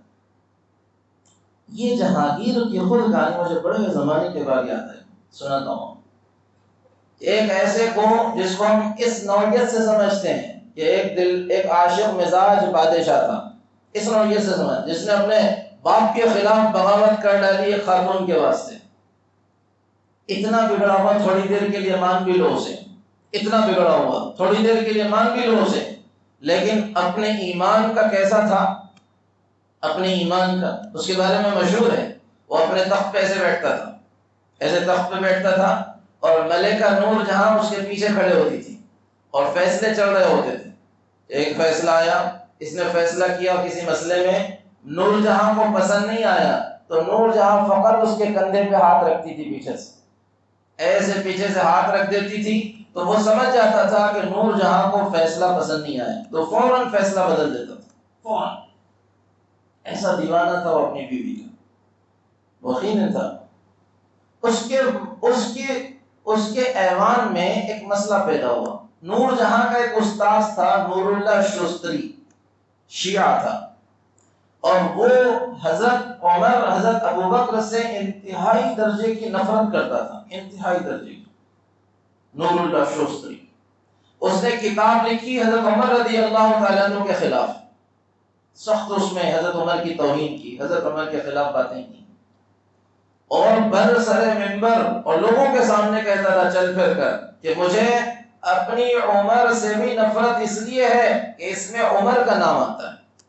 عمر کو عمر بولتے ہیں، ہم اپنی زندگی کو عمر بولتے ہیں، تو کہتا تھا مجھے عمر نے بولنا نہیں چاہتا اس لیے کہ اس میں عمر کا نام آتا ہے. مسئلہ اس کا پیش ہوا بادشاہ کے دربار میں کہ اس نے ایسی کتاب لکھی، حضرت ابوبکر، حضرت عمر ان کے خلاف اس طرح کی تحریکیں لکھی اور کوئی بکواس کی ہے. علماء سے مشورہ لیا جہانگیر نے کہ اس کی سزا کیا ہونی چاہیے، کہ صاحب اس کی سزا تو موت ہونی چاہیے. آگے کسی کو ہمت نہ ہو صحابہ کرام کے اوپر زبان چلانے کی اور قلم اٹھانے کی، اس کو سزا موت دینی چاہیے. تو اس نے آواز لگائی، اور یہ جو استاد ہے نور جہاں کا، اور میں نے آپ کو سنائی کہانی کہ نور جہاں کا حال یہ ہے کہ نور جہاں کو کوئی فیصلہ پسند نہیں آتا تو وہ بس کندھے پہ ہاتھ رکھتی اور جہانگیر فیصلہ بدل دیتا تھا. اب یہ اس کے استاذ کا مسئلہ آیا تو کہنے لگی میں تو یوں اس کو نپٹا دوں گی. وہ ایسے اس کا مسئلہ سامنے، اور وہ پیش کیا ہوا ہے سامنے دربار میں، اور جہانگیر ایک جملے میں کہہ رہا ہے کہ اس کی گردن اڑا دو. تو نور جہاں نے ہاتھ رکھا فوراً، میرا استاذ ہے، اس نے کہا گردن اڑاؤ اس کی. نور جہاں نے پھر ہاتھ رکھا، اس نے کہا گردن اڑاؤ اس کی. اس نے دربایا اس کے کندھے کو، یہ پلٹ کر دیکھ رہا ہے یہ کیا بات ہے، میرا استاذ ہے، گردن اڑاؤ اس کی. نور جہاں کن میں کہہ رہی ہے کہ کل فیصلہ کر لیتے ہیں. تو پلٹ کر جو جملے اس جہانگیر نے کہے تھے، کاش کہ آج کا ہر نوجوان اس کو اپنے دل میں اٹھائے. جہانگیر نے کہا تھا جانے من جان دادم ایمان نہ دادم، میری جان میں نے تجھے اپنی جان دی ہے، میں نے اپنا ایمان تجھے نہیں دیا ہے. ایمان کا سودا نہیں ہو سکتا. تو میری لاکھوں کروڑوں پسند، لیکن تیرے لیے اپنے ایمان کا سودا نہیں کروں گا. تھوڑی دیر کے لیے اس کو بیوقوف، اس کو عیاش ایک بادشاہ مان لو، اس زمانے کا بگڑا ہوا اپنے ایمان اور یقین کی اس سطح پر ہے کہ اپنی چہیتی بیوی کی ناراضگی کے مقابلے میں کہہ رہا ہے تجھے جان دی ہے، ایمان نہیں دیا ہے. میرے دوستوں، پہلی بنیاد ہے لا الہ الا اللہ کی. اللہ کے خوف پر، اللہ کے ڈر پر اپنی جوانیوں کو اٹھاؤ. اللہ کی قسم، اللہ تمہیں ہیرا بنائے گا، اللہ تمہیں سونا بنائے گا. تمہاری جوانیوں کی اور زندگیوں کی قیمت دنیا کی کوئی طاقت نہیں لگا پائے گی. اور اگر یہ اللہ کے خوف کے بغیر گزری اور اللہ کے ڈر کے بغیر گزری تو پھر اتنے بے مول ہو کے رہ جاؤ گے کہ کوئی اس کی قیمت لگانے کو تیار نہیں ہو. پہلی چیز ہے اللہ کا ڈر، اللہ کا خوف، اللہ کی خشیت یہ دلوں میں بیٹھی ہوئی ہو، تو جو کہیں پر بھی ایمان کا سودا نہ ہونے، ایمان کو بے مول بکنے نہ دیں، اس کو اندر سے آواز آئے کہ یہ ایمان کے مقابلے میں چیز جا رہی ہے، ہم مر تو سکتے ہیں لیکن اپنے کلمے کا، اپنے نبی کا، اپنے ایمان کا سودا نہیں کر سکتے۔ پھر حضور اکرم صلی اللہ علیہ وسلم نے فرمایا دوسری چیز جسے مجھے میرے رب نے حکم دیا ہے، جس کا کلمۃ العدل فی الغضب والرضا، کہ ایک مومن نوجوان اور ایک مومن نوجوان کی زندگی اس بنیاد پر اٹھنی چاہیے کہ وہ انصاف پسند ہو، انصاف کے ساتھ زندگی گزارنے والا ہو، چاہے غصہ ہو چاہے خوشی ہو، اس کی زندگی انصاف پر مبنی اور انصاف کے ساتھ چلنے والی زندگی ہو۔ یہ نہیں کہ وہ دشمنی میں حد کو پار کرے گا، اور یہ نہیں کہ وہ دوستی میں حد کو پار کرے گا، یہ نہیں کہ محبت میں حدوں کو پار کرے گا، یہ نہیں کہ نفرت میں حدوں کو پار کرے گا، بلکہ ہر حال میں وہ ایک بنیاد پہ رہے گا کہ اس سے کسی پر ظلم نہ ہو اور وہ ہمیشہ انصاف کے ساتھ چلنے والا ہو۔ انصاف اسلام کی بنیادی دعوت تھی اور اسلام کا مرکزی موضوع تھا، اور حضور اکرم صلی اللہ علیہ وسلم نے اس انصاف پر انسانیت کو کھڑا کیا تھا، اور یہی انصاف پسند عنوان تھا جس کی وجہ سے لوگ جوق در جوق اور فوج در فوج اور جماعت در جماعت اسلام کے اندر آ رہے تھے۔ کیا کہا تھا حضور اکرم صلی اللہ علیہ وسلم نے؟ اللہ کے نبی نے کہا تھا کہ اے لوگوں، ایک فاطمہ کوئی اور قبیلے کی چوری کی، اس کا ہاتھ کاٹا جا رہا ہے اور لوگ سفارش کر رہے ہیں۔ اللہ کے نبی صلی اللہ علیہ وسلم نے کہا تھا تم اس کی سفارش کر رہے ہو؟ خدا کی قسم میری بیٹی فاطمہ اگر چوری کرتی تو میری بیٹی ہے بل کر چھوڑتا نہیں، اس کا بھی ہاتھ کاٹتا۔ اپنی زندگی کو انصاف پہ اٹھاؤ، اپنی زندگی کے اندر اعتدال کو پیدا کرو، اپنی زندگی کے اندر انصاف کا مزاج بناؤ، کہ یہ بنیاد ہے، کسی پر ظلم نہ ہو، کسی پر زیادتی نہ ہو، انصاف بنیاد ہے۔ حضور اکرم صلی اللہ علیہ وسلم نے فرمایا تیسری چیز جو حکم دی ہے مجھے میرے رب نے، والقسط فی الفقر والغنا، میں انا نبی اعتدال، یا میں زندگی کو اعتدال کے ساتھ گزاروں، دوستی میں اعتدال، دشمنی میں اعتدال، اپنوں کے ساتھ اعتدال، پرایوں کے ساتھ اعتدال، زندگی گزارنے کے طور طریقوں میں اعتدال، کہ زیادہ خرچ کر کے کل بھکاری بن رہے ہیں یا آجا اتنا بخیل ہو گئے کہ صاحب کچھ خرچ ہی نہیں کر رہے ہیں، ان دونوں سے ہٹ کر بیچ میں زندگی گزارو۔ خواہشات میرے دوستوں، خواہشات کبھی بھی پوری نہیں ہوتی، ہزاروں خواہشیں ایسی کہ ہر خواہش پہ دم نکلے، بہت نکلے میرے علماء مگر پھر بھی کم نکلے۔ ہزاروں خواہشیں ہیں اور خواہشوں پر اگر آپ زندگی اٹھاؤ گے تو تباہ ہو جاؤ گے۔ خواہشات پر زندگی کا اٹھانے والا اور خواہشات پر زندگی کا گزارنے والا بالآخر فقیر بن جاتا ہے۔ اس کے سامنے ہاتھ پھیلایا، اس کے سامنے ہاتھ پھیلایا، اس کے سامنے ہاتھ پھیلایا، اور قناعت پر، اعتدال پر زندگی گزارنے والا اپنی مرضی کا مالک اور دل کا غنی اور بادشاہ زندگی گزارنے والا ہوتا ہے۔ خواہشات پر ہم اپنی زندگیوں کو آگے بڑھا رہے ہیں، اور جھوٹی خواہشات، جھوٹے نخرے، جھوٹے دکھلاوے، جھوٹے فیشن، جھوٹے تماشے اور جھوٹے اسٹیٹس کے نام پر ایک نوجوان اپنی زندگی تباہ کرنا۔ حضور اکرم صلی اللہ علیہ وسلم فرما رہے ہیں نوجوانوں کے لیے خصوصی نصیحتیں حضور کی کہ اعتدال پر زندگی کو اٹھاؤ، جتنی چادر اتنے پیر پھیلاؤ، جس حد میں ہو اس حد میں رہنے کا مزاج بناؤ، اور زندگی کو قناعت پر اٹھانا اور زندگی کو قناعت کے ساتھ گزارنا اور زندگی میں دور اندیشی کے ساتھ فیصلے کرنا، یہ محمد صلی اللہ علیہ وسلم کا طریقہ رہا ہے۔ یہ محمد صلی اللہ علیہ وسلم کا طریقہ رہا ہے کہ بے اعتدالی کبھی بھی اسلام نے پسند نہیں کی، بے اعتدالی کبھی بھی محمد صلی اللہ علیہ وسلم نے پسند نہیں کی۔ کہ دشمنی میں بے اعتدالی، دشمنی میں حدیں پار کر رہے ہو، دوستی میں حدیں پار کر رہے ہو، ان دونوں سے بچیں۔ کہ اعتدال پر اپنے مزاج کو معتدل بناؤ، اپنے مزاج کے اندر اعتدال کرو، فوراً ریئیکشن دینے کا مزاج، فوراً غصے میں آنے کا مزاج، فوراً مخالفت میں جانے کا مزاج، فوراً کوئی بالکل کسی چیز پر اپنا انڈیا ظاہر کرنے کا مزاج، فوراً کسی کے خلاف کھڑے ہو جانے کا مزاج ہمیں دنیا میں تباہ کرتا چلا جا رہا ہے۔ جھگڑے ہیں، نوجوانوں کے جھگڑے ہیں، گھور کے دیکھا اس پر جھگڑے، گھور کے دیکھا، میں نے دیکھا ایک علاقہ ہے، کیوں جھگڑے ہوئے بھائی؟ 10 جمع ادھر سے، 10 جمع ادھر سے، اور یہ 10 کو بلا رہے ہیں اور وہ 10 کو بلا رہے ہیں۔ میں نے کہا ہوا کیا؟ جھگڑا ہوا کس بات پر؟ کہا اتنی بات پر ہوا، روڈ پہ یہ گاڑی لگا کر ہیرو کی طرح کھڑا ہوا تھا، جانے والے نے ہارن زور سے دیا، نہیں ہٹا، قریب آ کر گھور کے دیکھ کے آگے گیا، بس اسی پر جھگڑے ہو گئے۔ کیا یہ مسلمان تھا؟ اور کیا یہ مسلمان کی زندگی تھی؟ اور کیا یہ نوجوان ہیں جو اس اسلام کا پرچم کل آگے بڑھ کر اس ملک میں اور عالم میں روشن کر پائیں؟ جن کے پاس اپنے بھائی کے لیے گنجائش نہیں ہے، اور جن کے پاس اپنے بھائی کے لیے وسعت نہیں ہے، اور جو ایک دوسرے کو برداشت کرنے کے لیے تیار نہ ہو، وہ ایک دوسرے کے لیے جانور کی طرح ایک دوسرے سے لڑنے پہ تلے ہوئے ہوں، وہ کیسے عالم میں محمد صلی اللہ علیہ وسلم کے جانشین اور محمد صلی اللہ علیہ وسلم کے قاصد اور محمد صلی اللہ علیہ وسلم کے ریپرزینٹیٹیو بن سکتے ہیں؟ کیسے ہو سکتا ہے؟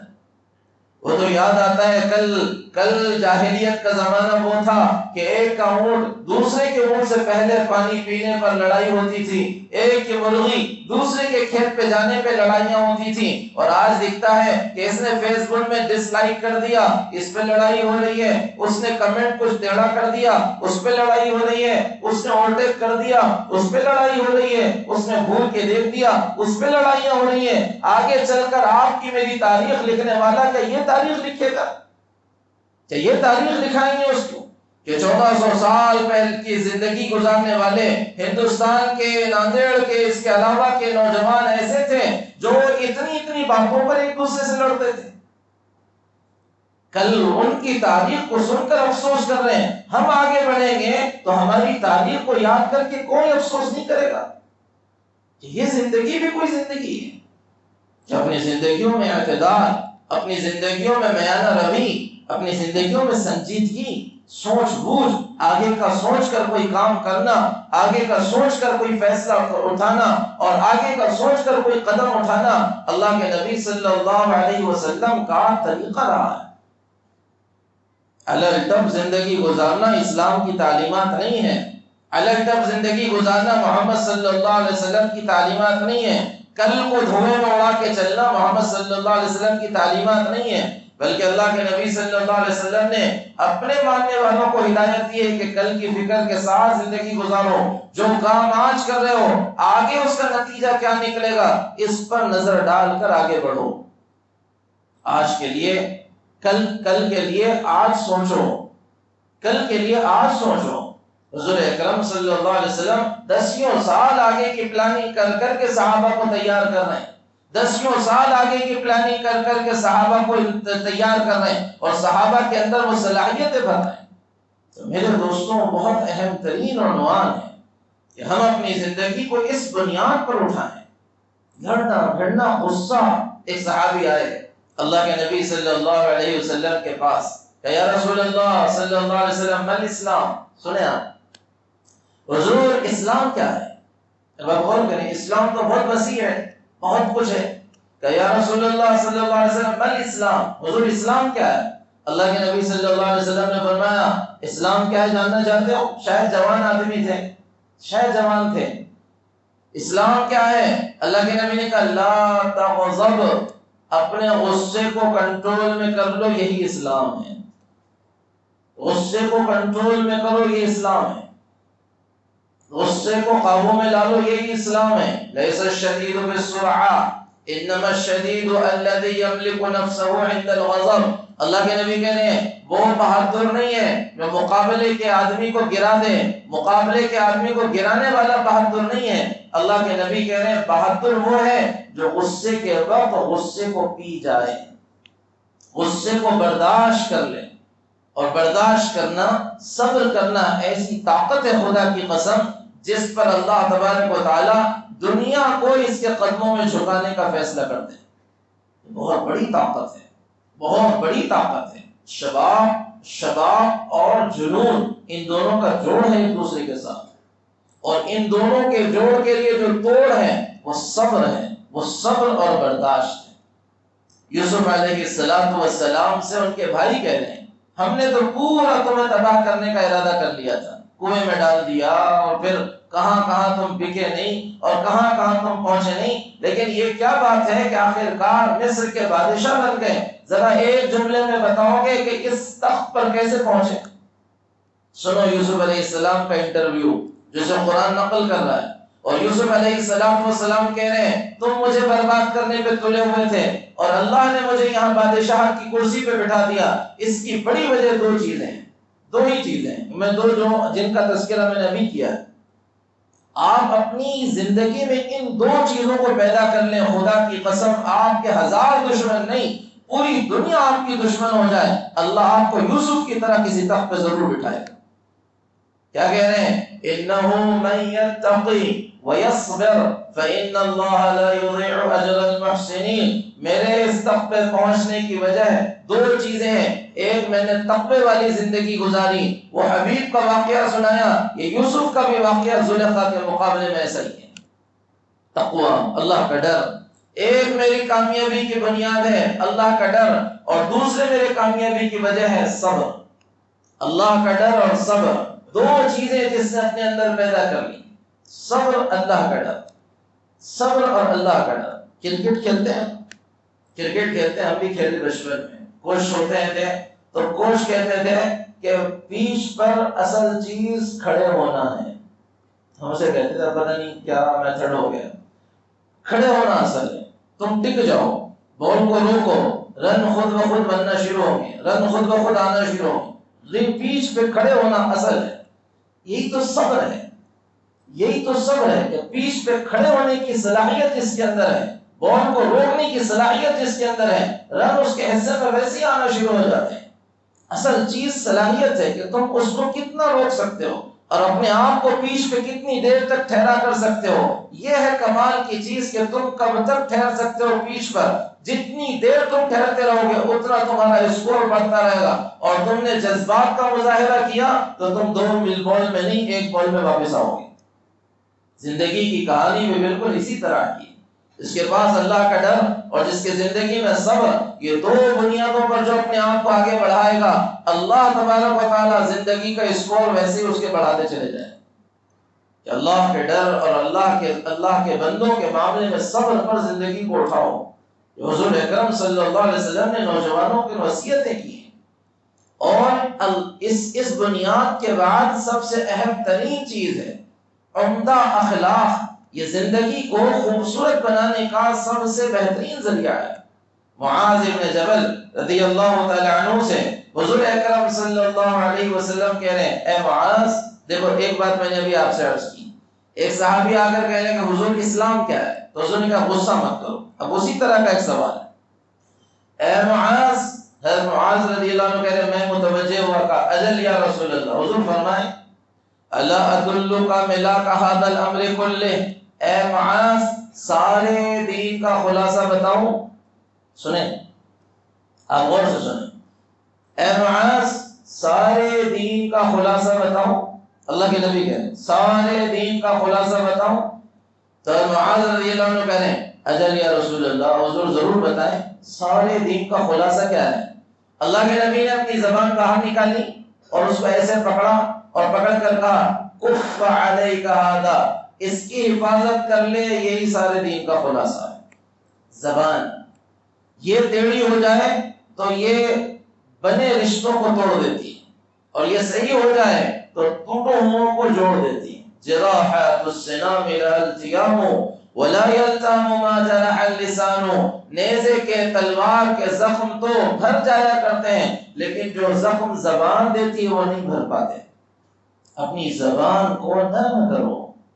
آپ اپنے کالج میں، آپ اپنے محلوں میں، آپ اپنے علاقوں میں، آپ اپنے ملک میں، آپ فقط ایک نوجوان نہیں ہیں، آپ فقط ایک مسلمان نہیں ہیں، آپ محمد صلی اللہ علیہ وسلم کے نمائندے ہیں، آپ اسلام کے نمائندے ہیں، اور آپ جن علاقوں سے گزر رہے ہیں وہاں آپ کو دیکھ کر لوگ اسلام کے بارے میں رائے قائم کرتے ہیں۔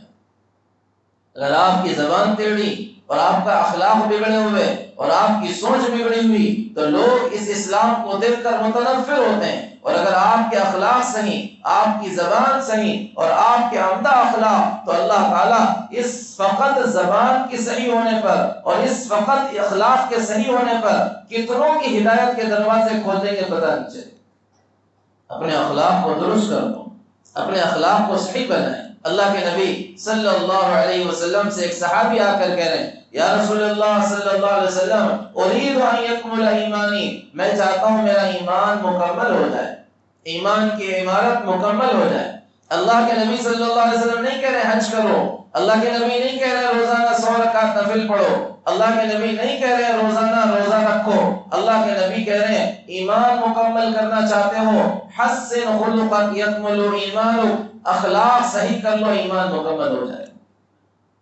بڑے ارادے، بڑے عزائم، بڑے ارادے، ہمتوں والے فیصلے اس امت کے نوجوانوں کا طریقہ رہا ہے، اس امت کے نوجوانوں کا شیوا رہا ہے، اس امت کے نوجوانوں کی عادت رہی ہے.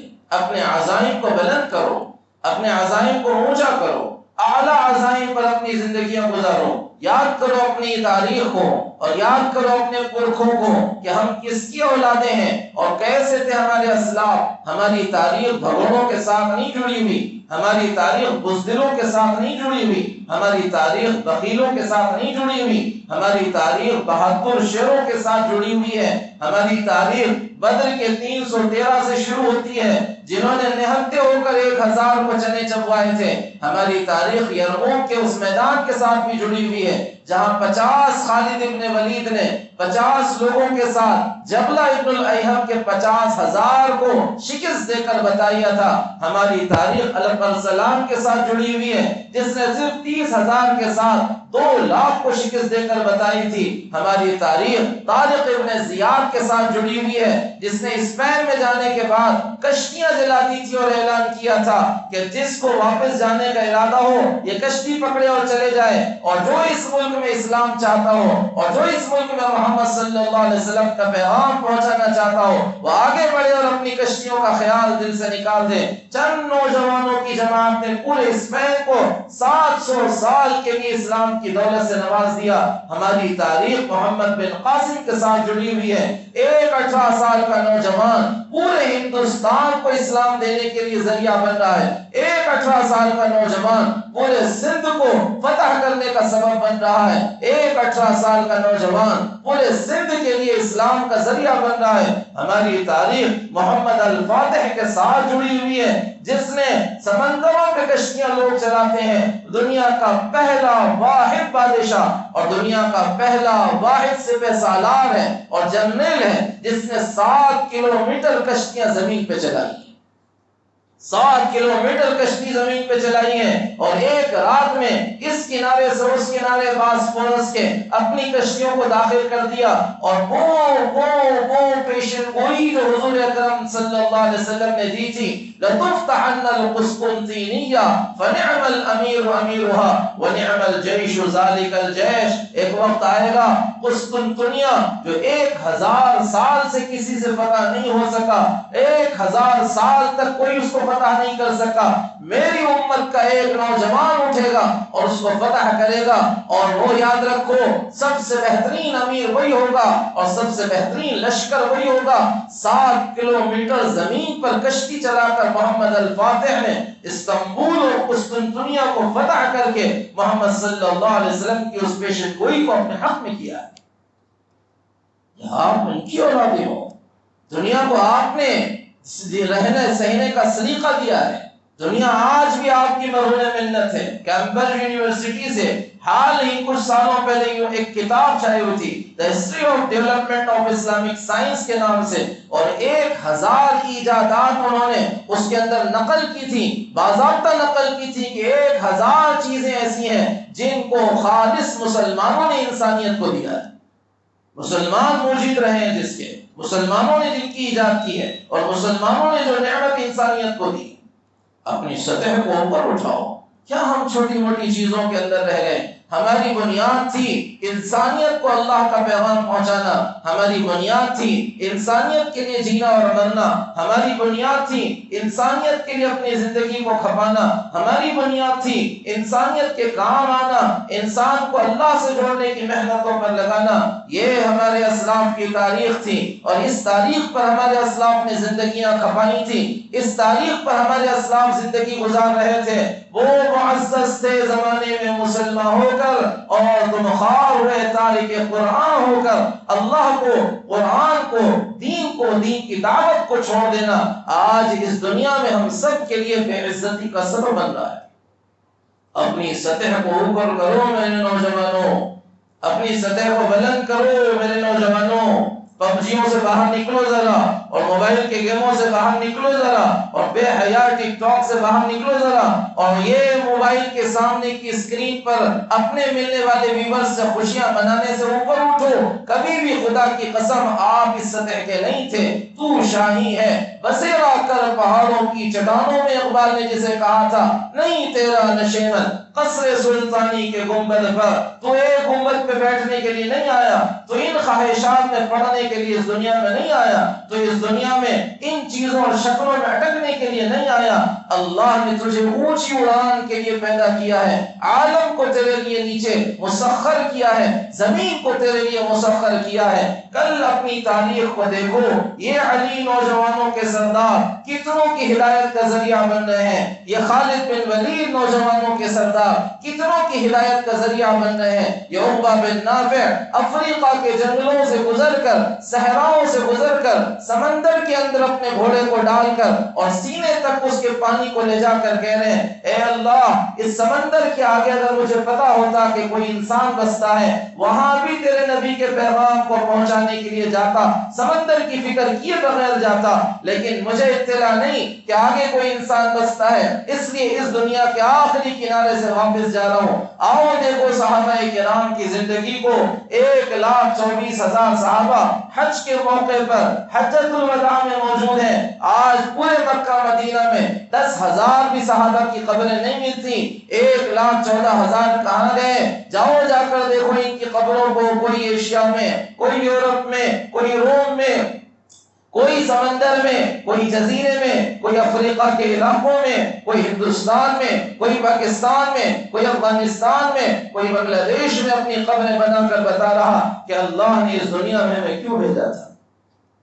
میرے دوستوں، زندگی کا مقصد سمجھو، دعوت ہم سب کی زندگی کا مقصد ہے، اونچے عزائم ہماری زندگیوں کا مقصد ہے، بلند کردار ہماری زندگیوں کے مقصد ہیں۔ اگر اس پر زندگی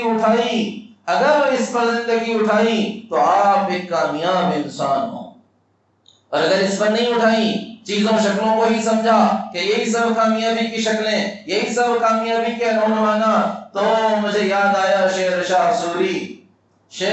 سوری، مجھے یاد آیا برسوں بعد شیر شاہ سوری۔ جوانی سے امید لے کر چلا تھا، ہندوستان کے تخت پہ بیٹھوں گا، دلی کے تخت پر بیٹھوں گا، دلی کا تاج اپنے سر پہ سجاؤں گا۔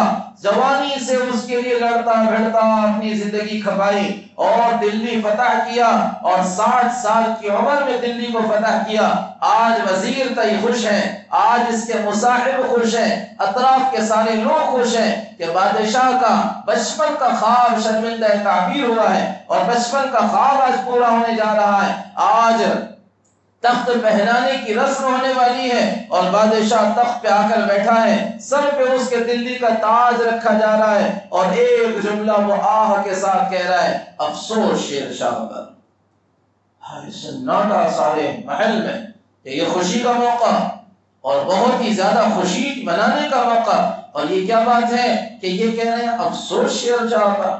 کس بات پر افسوس؟ وہ کہہ رہے ہیں افسوس شیر شاہ پر، اس کے سر پر حکومت کا سورج اس وقت طلوع ہو رہا ہے جب اپنی زندگی کا سورج اس کے غروب ہونے جا رہا ہے۔ دنیا کی ہر کامیابی کی کہانی یہی ہے، دنیا کی ہر کامیابی کی داستان یہی ہے، جن چیزوں کے پیچھے بھاگ رہے ہو ایک دن چھوٹ جانے والی ہے، اور جو اعلیٰ کوالٹیز، اعلیٰ صفات اور جو ذمہ داری ایمان اور دین کی دعوت کی ہے، یہ ہمیشہ باقی رہنے والی ہے۔ یہ ہمیشہ یاد کی جانے والی ہے، یہ ہمیشہ تذکروں میں آنے والی ہے۔ اپنی زندگی کو دعوت پر اٹھاؤ، اپنی زندگی کو اس مقصد والی زندگی بناؤ، اپنی زندگی کو بے مقصد ہونے سے، ضائع ہونے سے، اپنی زندگی کو فضول تباہ ہو جانے سے اللہ کے واسطے ہے نوجوانوں بچاؤ۔ آج دین کو اس جوان کی ضرورت ہے، آپ کی ضرورت ہے۔ اللہ کے نبی صلی اللہ علیہ وسلم کہہ رہے ہیں اللہ فخر کرتے ہیں نوجوان پر، ان اللہ یباہی بالعبد الشاب للملائکہ، اللہ فرشتوں سے کہتے ہیں دیکھو یہ میرا نوجوان، آؤ یہ ہے میرا نوجوان، انظروا الی عبدی، دیکھو میرے اس بندے کو، ترک شہوتہ لاجلی، کتنے گناہ کے موقع اس کے سامنے ہیں لیکن میری وجہ سے چھوڑ رہا ہے۔ اللہ فخر کرتے ہیں میری وجہ سے چھوڑ رہا ہے۔ ان اللہ یحب الشاب التائب، اللہ کے نبی کہہ رہے ہیں توبہ کرنے والا نوجوان اللہ کو بہت پسند ہے۔ گناہ ہو جاتے ہیں، توبہ کرنے والا نوجوان اللہ کو بہت پسند ہے۔ حضور کہہ رہے ہیں جوانی میں اللہ سے جڑنے والا، جوانی میں عبادات کے مزاج پہ اپنے آپ کو اٹھانے والا، جوانی میں دین کے ساتھ جوانی کو گزارنے والا، اور وہ شخص جو بڑھاپے میں جا کر دیندار بنتا ہے اور وہ شخص جو جوانی میں دیندار بنتا ہے، دونوں میں سنو فرق ہے۔ حضور کہہ رہے ہیں وہ نوجوان جو جوانی میں دینداری کی طرف پلٹتا ہے اور وہ شخص جو بڑھاپے میں دینداری کی طرف پلٹتا ہے، دونوں میں فضیلت کا فرق حضور کہہ رہے ہیں ایسے ہی ہے جیسے نبیوں کی فضیلت عام انسانوں پر ہوتی ہے۔ عام انسانوں پر جو فضیلت نبیوں کی ہے، اللہ کے نبی کہہ رہے ہیں جوانی میں دین کی طرف پلٹنے والے کی اہمیت اللہ کے نزدیک بڑھاپے میں دین کی طرف جانے والے کی طرف اس کے مقابلے میں ایسی ہے۔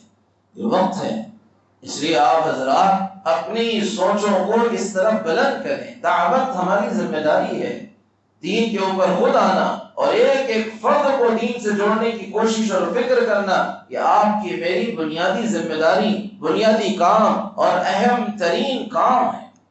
اس پر اپنے آپ کو اٹھاؤ، اپنی تاریخ کو پلٹو اور دیکھو کل قیامت کے دن ایسے نوجوان کھڑے ہوں گے جن کے حصوں میں ملکوں کی ہدایت ہوگی، ہم کھڑے ہوں گے، ہمارے حصے میں کیا ہوگا؟ ہمارے حصے میں کیا آئے گا؟ کل محمد بن قاسم پورے ہندوستان کی ہدایت کے ساتھ کھڑا ہوگا، کل طارق بن زیاد پورے اسپین کے ساتھ کھڑا ہوگا، کل موسیٰ بن نصیر پورے افریقہ کے ساتھ کھڑے ہوں گے، کل خالد بن ولید پورے عرب کے ساتھ کھڑے ہوں گے، کل سعد بن وقاص پورے پرشیا کے ساتھ کھڑے ہوں گے، کل علی بن ابی طالب پورے یمن کے ساتھ کھڑے ہوں گے، کل محمد الفاتح پورے قسطنطنیہ اور استنبول کے ساتھ کھڑے ہوں گے، کل اس کے علاوہ کے بزرگان دین اپنی ان بزرگیوں کے ساتھ ساتھ خواجہ معین الدین چشتی پورے ہندوستان کے ساتھ کھڑے ہوں گے، قطب الدین بختیار کاکی پورے دکن کے ساتھ کھڑے ہوں گے۔ آپ اور میں کس کے ساتھ کھڑے ہوں گے؟ آپ اور میں کس کے ساتھ کھڑے ہوں گے؟ اپنے موبائلوں کے ساتھ، اپنے واٹس ایپ کے ساتھ، اپنے فیس بک کے ساتھ، اپنے انسٹاگرام کے ساتھ، اپنے ٹک ٹاک کے ساتھ، اپنے اس کے علاوہ کی بے حیائی کی چیزوں کے ساتھ، کس کے ساتھ؟ وقت قیمتی ہے، وقت بہت قیمتی ہے، یہ نکل جائے گا، پلٹ کر واپس نہیں آئے گا۔ شیکسپیئر نے کہا تھا I have wasted the time, now the time is wasting me، میں نے اپنا وقت ضائع کیا، اب وقت مجھے ضائع کر رہا ہے، وقت مجھے ضائع کر رہا ہے۔ یہ ہاتھ سے نکل گیا ایک مرتبہ، کسی کے واپس پلٹ کر ہاتھ میں نہیں آتا۔ یہ قیمتی وقت ہے آپ کے ہاتھ میں جو اس وقت ہے، جس عمر سے آپ گزر رہے ہو، سب سے قیمتی عمر ہے۔ اس میں اپنے آپ کو اللہ سے جوڑو، اس میں اپنے آپ کو محمد صلی اللہ علیہ وسلم سے جوڑو، محمد صلی اللہ علیہ وسلم کے طریقوں پر اس میں اپنی زندگی کو اٹھاؤ۔ اللہ تعالیٰ سونا بنائے گا، ہیرا بنائے گا، قیمتی بنائے گا، عالم میں آپ کے ذریعے سے اسلام کا نام روشن کرنے کا کام کرے گا۔ یہ وقت ہے، اس وقت بڑی امیدیں، بڑی نیتیں کرو۔ یہ ہمارے جی آئی او ہے، یہ دلی میں مولانا الیاس صاحب رحمۃ اللہ علیہ جاتے تھے، وہاں پر یونیورسٹی میں پہلے ہمارے صدر جو تھے ملک کے، وہ ذاکر حسین صاحب، ان کو لے جاتے تھے، تو ایسے کالج کے نوجوانوں کو جمع کرتے تھے ڈاکٹر ذاکر حسین، اور مولانا الیاس صاحب رحمۃ اللہ علیہ سے کہتے تھے بیان کرو ان کے درمیان، نیا نیا تبلیغ کا ماحول، وہ مولانا الیاس صاحب ان کے درمیان بات کرتے ہیں اور ان کالج کے بچوں سے کہتے ہیں مجھے تم سے عزائم کرانے. وہ اس زمانے کی بات جس زمانے میں 3 دن کی جماعت جلدی نہیں نکلتی تھی، بالکل تبلیغ کا ابتدائی دور، 3 دن کی جماعت نکل جائے خوشیاں منائی جاتی تھی. اس زمانے میں مولانا صاحب رحمۃ اللہ علیہ وہاں جا کر کہتے تھے نوجوانوں تم نیت کرو ملکوں کی. تو ڈاکٹر ذاکر حسین صاحب ایسے کھڑے ہوتے، بچے ہنستے، یہ 3 دن کی جماعت نہیں جا رہی، یہ ملکوں میں جانے کی تشکیل ہماری کر رہے ہیں. تو ڈاکٹر صاحب چکے رہتے تھے تو ڈاکٹر صاحب بچوں کو اشارہ کرتے تھے، بڑے میاں جو بول رہے ہیں اس پہ نام لکھا دو، بڑے میاں جو بول رہے ہیں نام لکھاؤ. تو بچے مذاق میں کھڑے ہوتے، بچے کہتے ہیں میرا لکھو امریکہ کے لیے، میں امریکہ میں جاؤں. کہتے میرا لکھو انگلینڈ کے لیے، میں انگلینڈ جاؤں گا. مولانا صاحب اپنے ساتھ والے کہتے ہیں لکھو ان کے نام، جو ملک کہہ رہا ہے وہ لکھو. میں افریقہ جاؤں گا، میں امریکہ جاؤں گا، میں کینیڈا جاؤں گا، میں یورپ جاؤں گا، میں عرب جاؤں گا، میں فلاں جاؤں، میں فلاں جاؤں. سب کی تشکیل کرتے اور اس کے بعد دعا کر کے نکلتے. ہمیں خود میں نے اپنے کانوں سے سنی ہے بات پروفیسر عبدالعلیم صاحب سے. انہوں نے کہا خدا کی قسم ہم نے اپنی آنکھوں سے دیکھا اس جوانی کی نیت پر، جوان ہونے کے بعد آگے ڈگریاں مکمل کرنے کے بعد جس نے ان کے سامنے جس ملک کا لکھایا تھا اس ملک میں دین اور دعوت اور تبلیغ کے کام کے اٹھانے کا سبب اللہ نے اس کو بنایا. اس ملک میں آپ اپنے آپ کو معمولی نہ سمجھو، یہ وقت ہی اتنا قیمتی ہے. اس وقت آپ کے جو عزائم ہیں اللہ کے فیصلے آپ کے فیوچر کے اس کے عنوان سے ہونے والے ہیں. یہ اتنا قیمتی وقت ہے، آپ اس کو ضائع کرو گے یہ ضائع ہو جائے گا. آپ اس کو بلند مقاصد پہ سوچو گے اللہ اس پر آپ کے لیے فیصلے کریں. آپ سوچو آج اور دل پہ بات دل کی طرف توجہ کر کے اور اپنے ذہن پر ذرا فکر میں ڈال کر کہ مجھے اللہ نے اس کام کے لیے دنیا میں بھیجا تھا، میں کس کام میں لگا ہوا ہوں، میں محمد صلی اللہ علیہ وسلم کے دین کی خدمت کروں گا. اس نیت کو اپنے ذہن میں بٹھا کر اپنے دل میں کسی ملک کا سوچو، اس کے لیے کوشش اور دعا کرو. مجھے اپنے رب سے پوری امید ہے اللہ اس ملک میں دین اور دعوت کی نسبت پر آپ کو پہنچائے. کرتے ہو گے سبھی انشاءاللہ. اس کے لیے بھئی یہ مجمع جس طرح سنجیدگی کے ساتھ آپ حضرات بیٹھے ہیں، اب کچھ تشکیلی تقاضے آپ کے سامنے ہیں، ان تقاضوں پر اپنے آپ کو کھڑا کریں اسی سنجیدگی کے ساتھ. کرو گے بھئی انشاءاللہ. سب کے سب یہ 100% نوجوان پہلے تو نیت کریں کہ انشاءاللہ اپنے ملک ہی نہیں پورے عالم میں محمد صلی اللہ علیہ وسلم کے دین اور دعوت کو لے کر ہم جائیں گے. بولو بھائی سب جاؤ گے انشاءاللہ. ذرا ہاتھ اٹھاؤ، اللہ کو پسند آئے. اللہ بے حد قبول فرمائے. درود شریف پڑھیں. ماشاءاللہ آپ حضرات نے جو ارادے کیے ہیں اللہ تعالیٰ ان کو پورا فرمائے. اللہ تعالیٰ تمام کے عزائم میں برکتیں پیدا فرمائے. بھئی یہ سارا مجمع اپنے اپنے وقت پر کم و بیش اوقات کے لیے جائے گا، لیکن ابھی جو آپ واپس اپنے گھروں پہ جا رہے ہو، آپ سے 100% سارے کے سارے یہ ہمارے نوجوانوں سے یہ تشکیل ہے کہ آپ اپنی اپنی مسجدوں کو وقت ضرور دیں. دو گے بھائی انشاءاللہ؟ بھائی ایک 100% تشکیل جس میں فرشتے نام لکھیں گے انشاءاللہ. آپ سب ہاتھ اٹھائیں کہ یہ نیت کریں انشاءاللہ آج کے بعد سے ہم تمام کے تمام 5 وقت کی نماز کی پابندی کریں گے. بھی سب کرو گے انشاءاللہ؟ اللہ بے حق قبول فرمائے. دیکھو نماز فرض ہے، نماز کے بغیر دین کا کوئی تصور نہیں، اور آدمی آخری درجے میں نماز کا اہتمام کر لے تو بہت کچھ بے دینی سے محفوظ ہو جاتا ہے. اس لیے سب کے سب 5 وقت کی نماز کی پابندی کریں. اللہ قبول فرمائے. اور جیسے نماز کی پابندی کر رہے ہیں ایسے ہی اپنی اپنی مسجدوں کو کچھ وقت اپنی سہولت سے دیں، 10 منٹ 5 منٹ 15 منٹ، اور اس میں مشورے میں شریک ہوں، تعلیم میں شریک ہوں. اگر ہاسٹل والے ہمارے طلباء ہیں، نوجوان ہیں، تو اپنے ہاسٹلز میں مشورہ، تعلیم اور ملاقاتوں کا نظام شروع کریں. کرو گے بھائی انشاءاللہ؟ اللہ بے حق قبول فرمائے. اور اسی کے ساتھ ساتھ ہر مہینے ایک دن کی جماعت کا بھی نظام، جیسے ابھی اعلان ہوا، تو اپنے اہتمام سے اور اپنی تیاری سے خود جماعتیں بنا کر نکلنے کی کوشش کریں. کرو گے بھی انشاءاللہ؟ ایسے ہی جمعرات کے دن مرکز ہوتا ہے یہیں پر، جہاں پر آج جڑے ہیں، کہ ہمارا نیا مرکز ہے. یہیں پر ہمارے اسٹوڈنٹس جو ہیں وہ بھی جڑتے ہیں، یہ سائڈ والے ایریے میں جڑتے ہیں، تو یہاں پر آخری درجے میں مغرب میں پہنچ کر عشاء کے بعد تک رہنے کی کوشش کریں۔ بہتر تو یہ ہے کہ عصر سے دوسرے دن فجر تک رہیں، لیکن ٹھیک ہے آپ کے پیچھے اپنے کام اور اپنی مصروفیتیں ہیں، تو آخری درجے میں مغرب میں پہنچیں اور عشاء کے بعد حیات الصحابہ کے بعد پھر یہاں سے روانہ کر لو گے بھائی انشاءاللہ اس کی فکر اللہ بحق قبول فرمائے۔ اللهم صل على سيدنا محمد وعلى آل سيدنا محمد وبارك وسلم۔ اللهم أنت السلام ومنك السلام، تبارك ربنا وتعاليت يا ذا الجلال والإكرام۔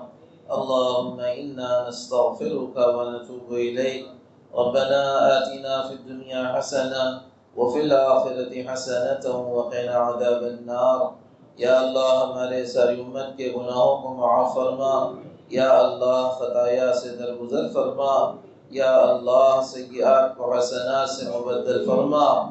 یا اللہ بے شک ہم سب گناہ گار خطا کار ہیں، ساری زندگی تیری نافرمانی اور گناہوں میں گزر رہی ہے۔ یا اللہ کوئی دن کوئی رات ایسی نہیں یا اللہ جو تیری نافرمانی کے بغیر نہ گزری ہو۔